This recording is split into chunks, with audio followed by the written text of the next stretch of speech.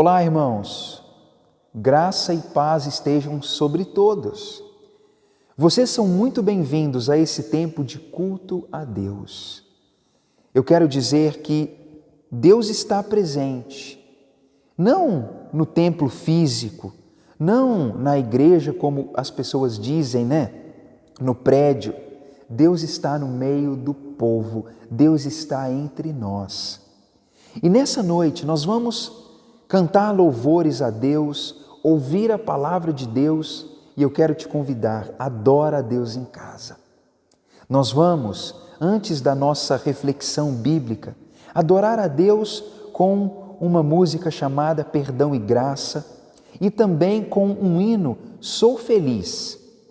Essas duas músicas, elas vêm como uma forma de adoração, como uma forma de reflexão, e eu espero que ela nos prepare para abrirmos o nosso coração para ouvir a voz de Deus. Adora a Deus com liberdade e celebra esse Deus que é precioso.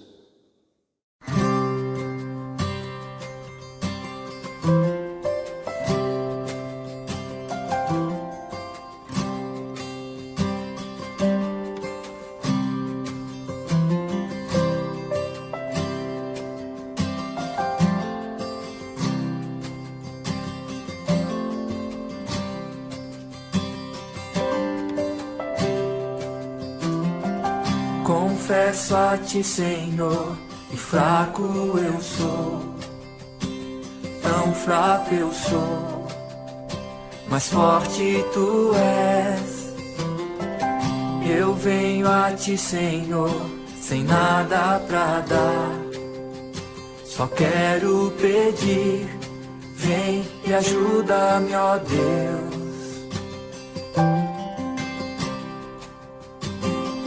Confesso a ti, Senhor, que fraco eu sou, tão fraco eu sou, mas forte tu és.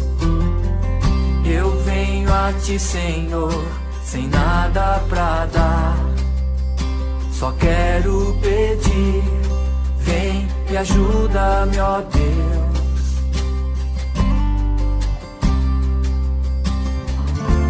Coração quebrantado e humilde, não rejeita, Senhor.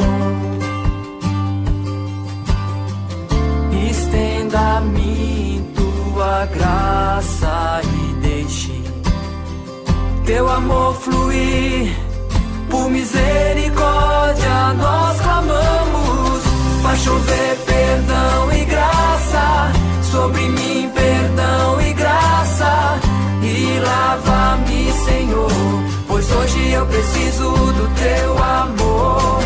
Faz chover perdão e graça sobre mim, perdão e graça, e lava-me, Senhor, pois hoje eu preciso do teu amor.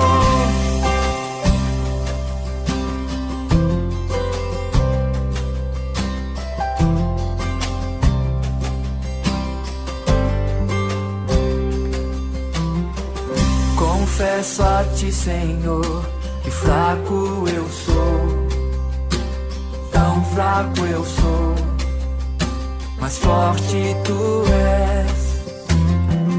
Eu venho a ti, Senhor, sem nada pra dar, só quero pedir, vem e ajuda-me, ó Deus.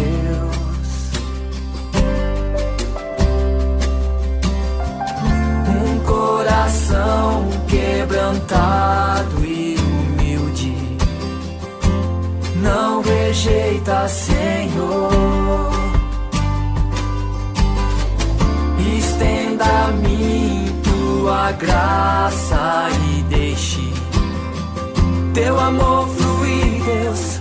Por misericórdia nós clamamos, faz chover perdão e graça sobre mim, perdão e graça, e lava-me, Senhor, pois hoje eu preciso do teu amor. Faz chover perdão e graça sobre mim, perdão e graça,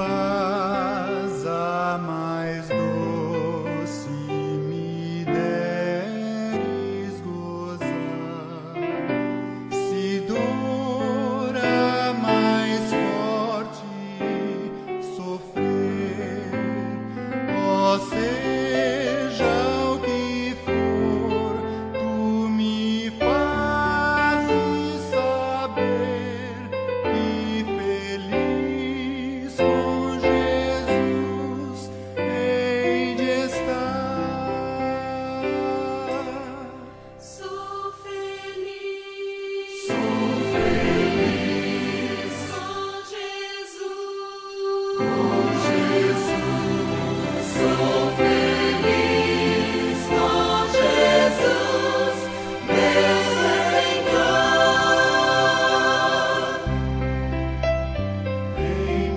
Embora me assalte o cruel Satanás e ataque com vis tentações, ó sim, certo estou, mesmo em tais provações, em Jesus acharei força e paz. Sou feliz com Jesus. Sou feliz com Jesus, meu Senhor. Jesus, meu Senhor, ao morrer sobre a cruz, livrou-me da culpa e do mal. Salvou-me, Jesus, ó Messias sem igual. Sou feliz, hoje vivo na luz. Sou feliz com Jesus. Sou feliz com Jesus, meu Senhor.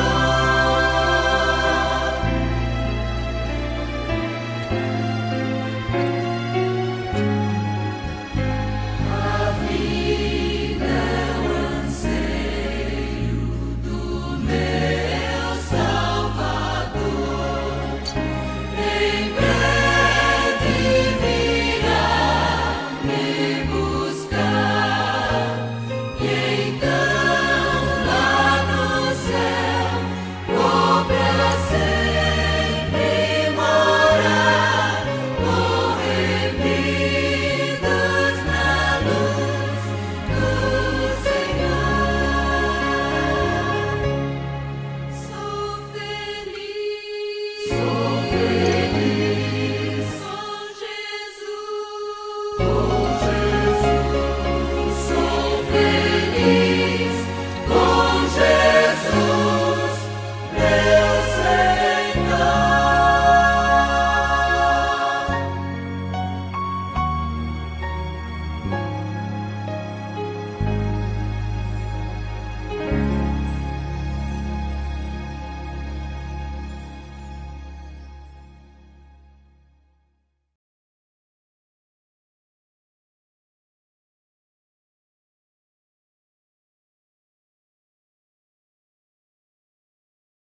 Vamos orar, irmãos?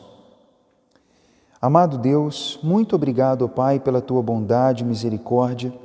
Obrigado, Deus, pelo momento de ouvir a palavra e de absorver aquilo que ela nos traz. Eu peço, Deus, que o Espírito Santo ilumine a mente de cada ouvinte e que nós possamos ser encorajados através da instrução bíblica. Fica conosco, Pai, em nome de Jesus. Amém.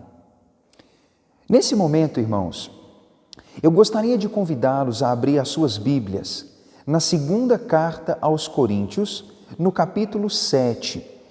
E nesse capítulo nós vamos ler alguns versículos, começando no versículo 2.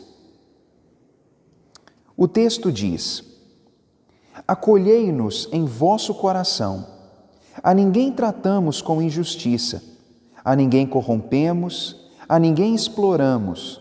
Não falo para vos condenar, porque já vos tenho dito que estáis em nosso coração para juntos morrermos ou vivermos. Muito grande é a minha franqueza para convosco, e muito me glorio por vossa causa. Sinto-me grandemente confortado e transbordante de júbilo em toda a nossa tribulação. Porque chegando nós à Macedônia, nenhum alívio tivemos, pelo contrário, em tudo fomos atribulados, lutas por fora, temores por dentro. Porém Deus, que conforta os abatidos, nos consolou com a chegada de Tito, e não somente com a sua chegada, mas também pelo conforto que recebeu de vós, referindo-nos à vossa saudade e o vosso pranto, o vosso zelo por mim, aumentando assim a minha alegria. Queridos, o texto ele tem uma característica muito marcante e bastante óbvia desde o início da leitura. Quando nós olhamos essa passagem, é possível perceber que ela é bastante passional, emotiva, bastante carregada de afeto e sentimento. É interessante que quando nós lemos o apóstolo Paulo, é possível perceber que ele é um ministro de Deus que fala com o coração, ele estava envolvido, ele não era apenas alguém ministrando para os outros, mas ele era alguém que falava, que ministrava com sentimento, com motivação, com intenção, e ele queria que as pessoas soubessem. Nesse texto, é importante observar que Paulo está falando sobre tribulação. Quando nós observamos os versículos 4 e 5, é possível perceber que Paulo fala que eles passaram por um momento de tribulação, onde não houve nenhum alívio, eles foram atribulados de muitas formas, tendo lutas por fora e temores por dentro. Esse é o contexto da ideia que Paulo apresenta. Observem que o texto que lemos, ele é um texto bastante carismático, afetivo, envolvente, e Paulo se baseia em uma situação triste, de tribulação, para poder apresentar o que ele tinha em mente. Eu afirmo para vocês que quando Paulo descreve nos versículos 4 e 5 a situação que ele vivia, ele está narrando, irmãos, um cenário difícil. Era tribulação, falta de sossego, era um aspecto que afetava não apenas o corpo, não apenas a estabilidade física, mas Paulo diz que a tribulação que ele passava era tão grande que estava trazendo lutas internas, temores e medo. Esse texto então diz: Paulo e os companheiros estavam em apuros, em uma situação difícil, em uma região específica, região da Macedônia, eles encontraram bastante oposição. Mas é interessante que quando Paulo admite esse fato, quando ele diz: na Macedônia passamos por lutas, o nosso corpo correu risco, o nosso espírito sentiu medo, e não era apenas eu, mas eu e meus companheiros. Quando Paulo admite isso, Paulo ele não está agindo como um super-herói, o super Paulo, o super apóstolo, o apóstolo que prega para as multidões, que viaja o mundo e alcança pessoas. Não, não é um super-herói, é um homem que reconhece fragilidade, é um homem que reconhece a sua vulnerabilidade. Isso é interessante porque Paulo em nenhum momento age como um super-homem, não. ele age como um homem normal. E ele chega mesmo a admitir que teve medo. Queridos, esse é o contexto da passagem. Paulo, ele narra um episódio da vida em que o corpo correu perigo e quando o espírito, a alma estava aflita, com certo medo, porque a tribulação era grande. Mas é interessante que Paulo diz no versículo seguinte, quando narra esse contexto complicado, o versículo 6 começa: porém Deus, que conforta os abatidos, Ele nos consolou. Olha como Paulo, então, ele apresenta um cenário difícil.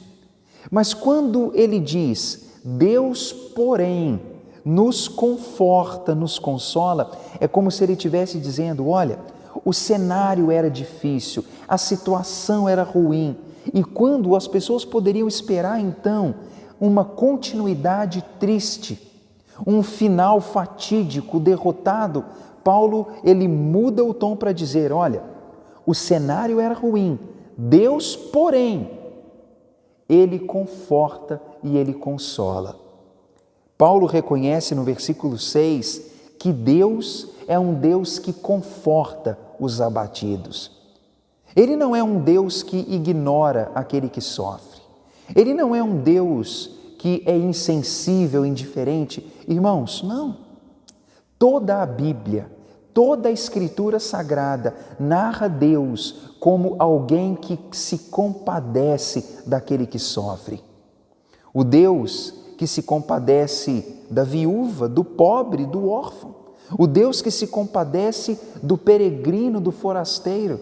Aquele que se compadece do necessitado. E Paulo diz, o Deus que conforta os abatidos, Ele nos consolou. Sabe, irmãos, Paulo tinha confiança no consolo de Deus. Mas a grande pergunta é, como Deus consolou Paulo? Leia o versículo e ele diz, porém Deus, que conforta os abatidos, Ele nos consolou com a chegada de Tito. E não somente com a sua chegada, mas também pelo conforto que recebeu de vós, referindo-nos à vossa saudade, o vosso pranto, o vosso zelo por mim, aumentando assim o meu regozijo. Irmãos, olha como isso é curioso. Paulo diz, no meio da nossa tribulação, luta por fora, angústia por dentro, temor, um cenário complicado, ele sentiu-se consolado por Deus. Mas quando nós perguntamos como, a resposta é dupla. Ele recebeu o consolo de Deus com a chegada de Tito. Tito era amigo de Paulo, era um companheiro, pastor, líder do rebanho. Tito foi receptor de uma das cartas de Paulo e ele era alguém por quem Paulo nutria um afeto sincero. Tito estava na igreja dos Coríntios e Paulo estava na Macedônia. Certamente Paulo estava preocupado, ansioso, e ele diz que quando Tito chegou, ele se sentiu consolado. Mas ele diz, numa segunda perspectiva, que ele sentiu consolo quando Tito trouxe notícias. Irmãos, Paulo estava preocupado com a igreja de Corinto. Ele estava preocupado com a saúde espiritual daqueles irmãos. E quando Tito chega dizendo, Paulo, a igreja recebeu bem a sua advertência. A igreja te ama, a igreja tem saudade, a igreja cuidou bem de mim. O cenário foi muito bom. Sabe o que Paulo diz? Eu recebi consolo com essas palavras. Sabe, irmãos, Paulo admite que a chegada de um amigo e a chegada de boas notícias, tudo isso funcionou como uma forma de consolo. É interessante que Paulo não estava procurando uma forma de consolo mística, algo sensacional, não. Olha a simplicidade de Paulo. Ele diz, a minha tribulação, juntamente com meus companheiros, era extrema. Mas quando um amigo chegou, trazendo notícias que aguardávamos ansiosamente, isso trouxe conforto. E eu senti que era Deus consolando. Irmãos, como vocês encaram as manifestações do consolo de Deus? Será que você tem recebido o consolo de Deus de forma simples, de forma prática? Será que você é capaz de ver Deus, aquele que conforta os abatidos, consolando você em detalhes simples da vida, por meio de relacionamentos? O que Paulo diz mostra que nos relacionamentos, no envolvimento humano, na preocupação humana, nisso Deus nos conforta, nisso Deus dá suporte para vencermos tribulações. Talvez muitos dos que estão ouvindo essa palavra poderiam dizer: olha, relacionamento é difícil, relacionamento é complicado. Os meus relacionamentos mais me atormentam do que consolam. Bem, Paulo, ele tem uma fórmula, mágica não, mas uma fórmula de relacionamento saudável. Leia comigo. Observe o versículo 2. Paulo diz: acolha-nos em vosso coração. A ninguém tratamos com injustiça, a ninguém corrompemos, a ninguém exploramos.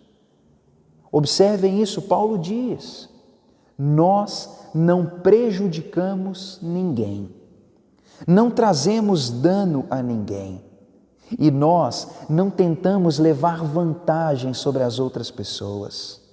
Olhem essas palavras, Paulo diz: não tratamos com injustiça, não corrompemos, não exploramos. Queridos, imite Paulo.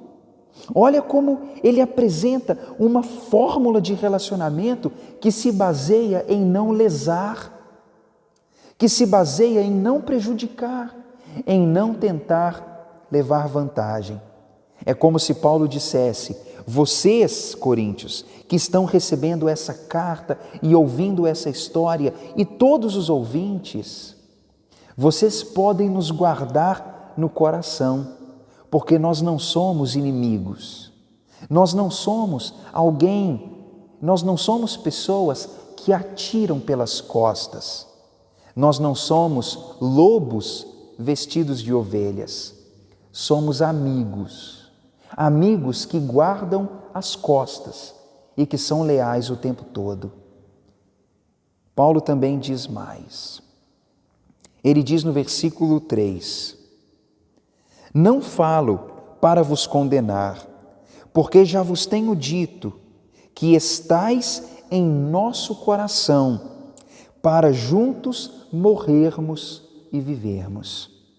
Se Paulo tinha uma lista do que não fazer, Paulo aqui apresenta uma decisão. Irmãos, Paulo diz: eu estou conectado, eu estou junto, eu tenho com vocês um vínculo para vida e morte. Olha como isso é interessante. Ele é leal e não procura prejudicar. Mas Paulo também está decidido que aquele vínculo não é uma aliança qualquer, não é um contrato de tempo limitado. Quando Paulo fala essa palavra, ele diz: coríntios, o meu vínculo com vocês, o sentimento que eu tenho, a atitude que eu tenho, ela é concreta, decisiva. Eu vivo por vocês e poderia morrer por vocês. E ele diz no próximo versículo: muito grande é a minha franqueza, e muito me glorio por vossa causa. Sinto-me grandemente confortado e transbordante de júbilo em toda a nossa tribulação. É interessante que nesse texto o apóstolo Paulo diz: eu tenho prazer em vocês, eu me orgulho, eu sinto satisfação na pessoa de vocês. Irmãos, nem sempre os irmãos que estavam recebendo essa carta, essa palavra, essa ministração, nem sempre eles foram leais com Paulo, como ele era leal a eles. Nem sempre eles foram merecedores de tanto zelo. Em algum momento, os coríntios estavam querendo o mal de Paulo. Mas ainda assim ele diz: eu não tenho mágoa, eu não tenho inveja, amargura, eu não estou assentado de braço cruzado esperando o fracasso de vocês. Paulo diz: não, eu tenho orgulho, eu quero ver vocês bem, eu quero ver vocês indo adiante em sucesso. Irmãos, reflitam comigo nessas palavras. Paulo estava na região da Macedônia, sofrendo grande tribulação, passando por uma luta tão intensa, onde ele diz: eu não tive alívio, eu não tive descanso, eu não pude baixar a guarda. Mas ele diz: quando Tito, o meu amigo, chegou, trazendo notícias da igreja dos Coríntios, eu senti que Deus estava nos consolando por meio de Tito e das notícias. E aquele evento foi tão marcante que Paulo escreve para os coríntios, narrando a tribulação, a alegria da chegada de Tito e como as notícias que ele trouxe foram abençoadoras, como elas foram gratificantes, como encorajaram. E Paulo então derrama o coração dizendo: eu não quero o mal de vocês, eu não quero levar vantagem sobre vocês. Eu tenho um vínculo, um pacto, uma aliança. Eu estou conectado para a vida e para a morte. E eu quero o sucesso de vocês, coríntios. Esse texto, ele é muito necessário para a nossa reflexão. Ele fala sobre Paulo e os companheiros de Paulo. Ele fala sobre uma experiência que ele teve, mas o texto nos ensina. Queridos, eu quero mostrar com essa passagem que nós não somos super-heróis. Nós não somos super-homens ou super-mulheres, ou super-crentes, super-pastores, super-obreiros. Não. Cuidado com aqueles que agem como se fossem super-heróis. Por outro lado, eu quero te levar a entender que o reconhecimento de fragilidade, a manifestação de vulnerabilidade, ela é necessária e essencial. Talvez quando eu falo essa palavra, alguém pode pensar assim: poxa, mas o Tiago está falando para mim que eu devo então ser alguém que demonstra fraqueza. No mundo de hoje, ninguém pode demonstrar, né?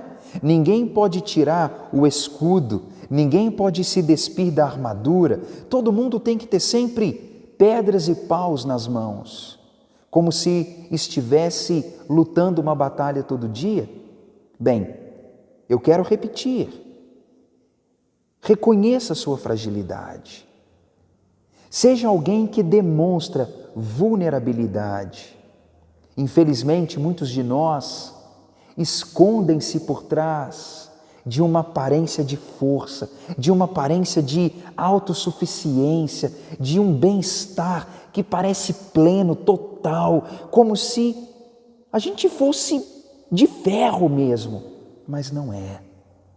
É importante mostrar para as pessoas, mostrar para os amigos, mostrar para Deus, embora Deus sabe, mas é importante mostrar para o círculo afetivo que nós somos frágeis, que nós somos vulneráveis, que nós também sentimos medo.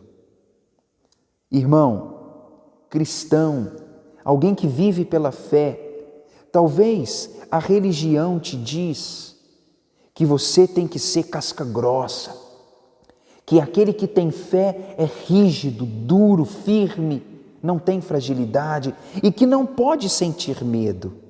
Bem, Paulo disse: eu estou passando por lutas exteriores e há temor dentro de mim. Paulo não teve vergonha de dizer. Você poderia dizer. Lembre-se, quando Cristo estava no Getsêmani, pouco antes da morte, ele disse: minha alma está profundamente angustiada até a morte. O próprio Cristo demonstrou vulnerabilidade. E será que nós seríamos arrogantes e autossuficientes, escondendo-nos atrás de uma aparência? Nós não somos super-heróis. Nós precisamos demonstrar vulnerabilidade. Digo mais, reconheça o agir de Deus nas coisas simples.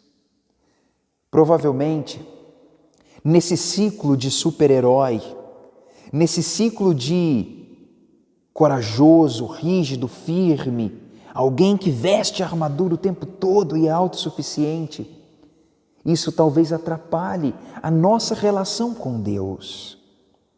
É provável que muitos não estão conseguindo perceber como Deus age por meio de atos simples. Não viva esperando o vento forte. Não viva esperando o terremoto, o fogo. Talvez Deus está falando na brisa suave e leve. Foi assim que Deus fez com Elias, como 1 Reis capítulo 19 diz. Deus estava se manifestando àquele homem, mas não foi na ventania, não foi no terremoto, nem no fogo. Foi uma manifestação simples, suave. Assim também foi com Paulo. Ele recebeu o consolo de Deus na chegada de um amigo, na chegada de notícias. E quantas vezes o povo de Deus está querendo ver as paredes tremerem, está querendo ver o fogo cair do céu, uma coisa mística acontecendo o tempo todo, esperando algo grandioso, porque se não acontecer não acreditaria. Irmãos, Deus trabalha na simplicidade. Deus trabalha na vida do homem simples, que reconhece a fragilidade e que não vive como um super-herói. Se o homem viver como se não precisasse de ninguém e de nada, será que essa pessoa poderia experimentar o agir de Deus na vida dela? Eu quero afirmar com essa palavra que Deus trabalha, mas nem sempre é sacudindo paredes, nem sempre é abrindo portas de prisões, nem sempre é fazendo um monte balançar, nem sempre é com voz de trovão. Deus trabalha nas coisas simples, nos relacionamentos simples, nas provisões diárias, nos relacionamentos diários, nos livramentos diários. Talvez Deus tenha agido na sua vida de formas que você ainda não percebeu, porque está esperando o terremoto, a ventania, o fogo, e não está atento àquela brisa leve e àquele agir simples de Deus.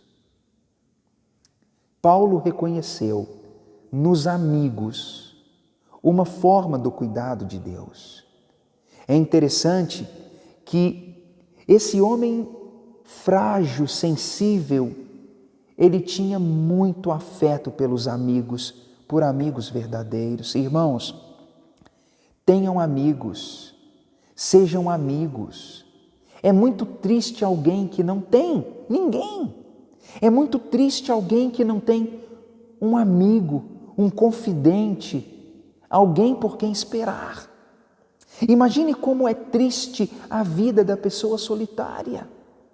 É interessante que, se você ler o livro de Atos e as cartas de Paulo, você vai ver que Paulo era cercado de amigos e ele falava disso o tempo todo.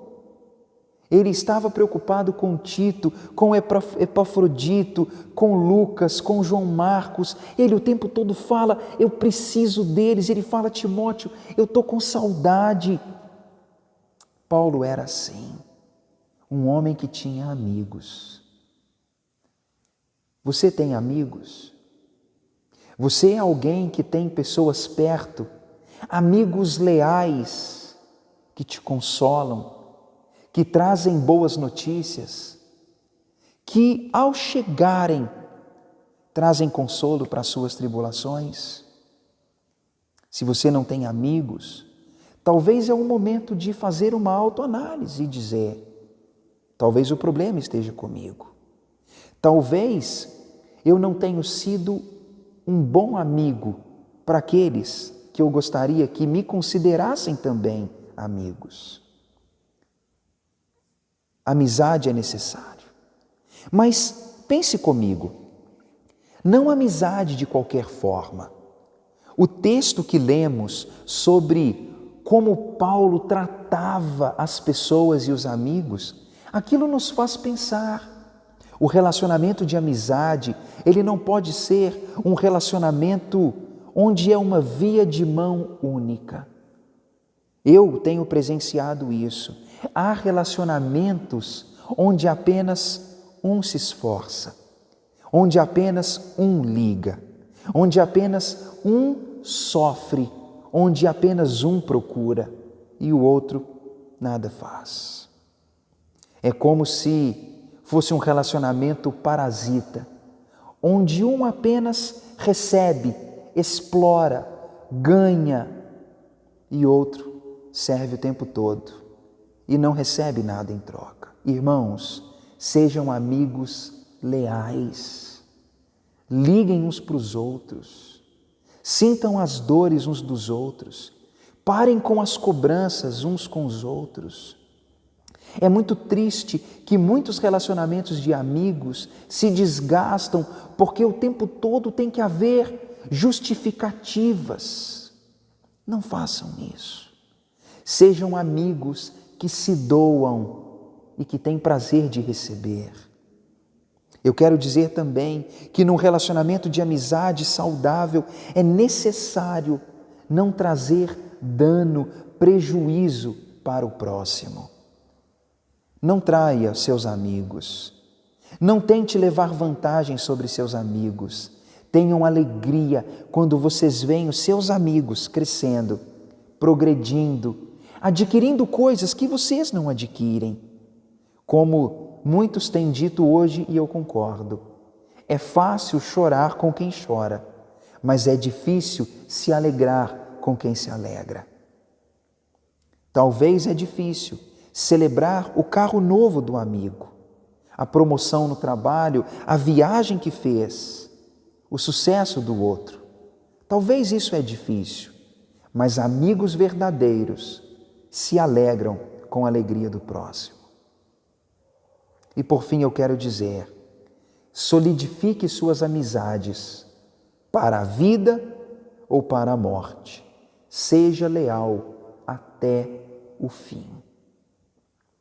Com essa palavra, eu quero te mostrar o quanto é importante cultivar bons relacionamentos. Irmãos, amigos são bênção de Deus. Amigos enriquecem e dão valor à vida. Amigos são uma forma de Deus consolar você. Receba essa palavra como um encorajamento para cultivar bons relacionamentos. Você não é um super-herói. Você é frágil, vulnerável. Admita isso.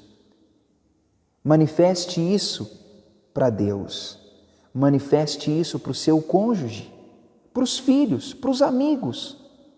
E quando isso acontecer, você vai receber consolo e vai receber ajuda. Essa é uma palavra de Deus, do Deus que conforta os abatidos, para o seu crescimento e para o seu consolo. Amado Pai, muito obrigado por essa palavra. Muito obrigado pela bondade do Senhor e pelo teu cuidado. Eu sei, Deus, que o Senhor é um Deus que consola, que conforta, que trabalha. Por favor, Pai, guia a nossa vida nos teus caminhos. E por favor, Deus, ajuda-nos a ser amigos, a ter amigos, a sermos pessoas que são consoladas pelo Senhor através de pessoas preciosas. Livra-nos, ó Pai, da autossuficiência. Livra-nos, ó Pai, do orgulho e da arrogância. Ajuda-nos a reconhecer e a admitir a nossa fragilidade. E por favor, Deus, seja conosco no nosso tempo de tribulação. Eu peço, Pai, que o Senhor dê a nós um espírito amigo, leal, que celebra e que busca o bem-estar do outro. Obrigado, Pai, pelos amigos que o Senhor deu a mim. Obrigado, Pai, pelos amigos que o Senhor tem dado a cada pessoa que está ouvindo essa palavra. Ajuda-nos, Pai, a semear, investir nos amigos que temos. E muito obrigado, Deus, porque Jesus Cristo disse que trata os discípulos como amigos. Obrigado, Pai, por essa palavra. É a nossa oração em nome de Jesus. Amém.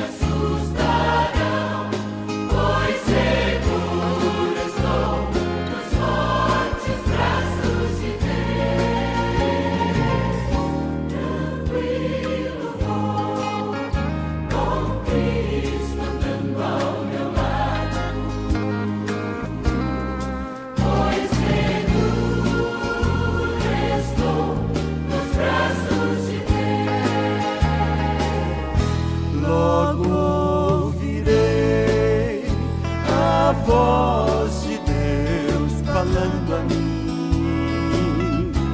Vem, filho meu, desfrutar delícias e para sempre eu estarei nos braços seus, protegido estou nos braços de Deus. Então tormentas más ou coisas tais não me assustarão, pois seguro estou nos fortes braços de Deus. Tranquilo vou, com Cristo andando ao meu lado.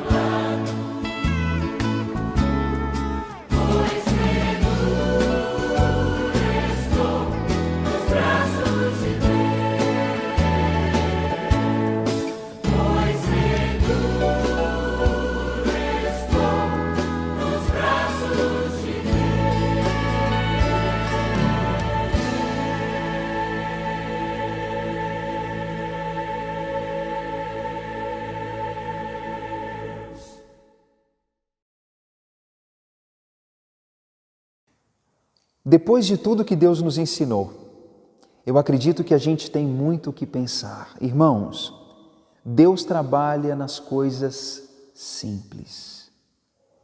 Descontentamento é um perigo. Muitas vezes estamos esperando algo grandioso demais, algo que parece distante de nós. E Deus está trabalhando na nossa vida, em nossos relacionamentos, de maneiras preciosas. Veja o valor da amizade, veja o valor dos relacionamentos, bons amigos, trazendo boas notícias. Isso nos consola e é uma forma de Deus agir. Estamos seguros nos braços de Deus. As tormentas podem ser más, mas nós podemos ir seguros, caminhando com Deus e com as pessoas preciosas que Deus coloca em nossa vida. Eu sou muito grato por ter você assistindo e sou grato pelos amigos que Deus tem dado e pelos irmãos que Deus tem colocado na minha vida. Espero vê-los em breve e que Deus possa guiá-los.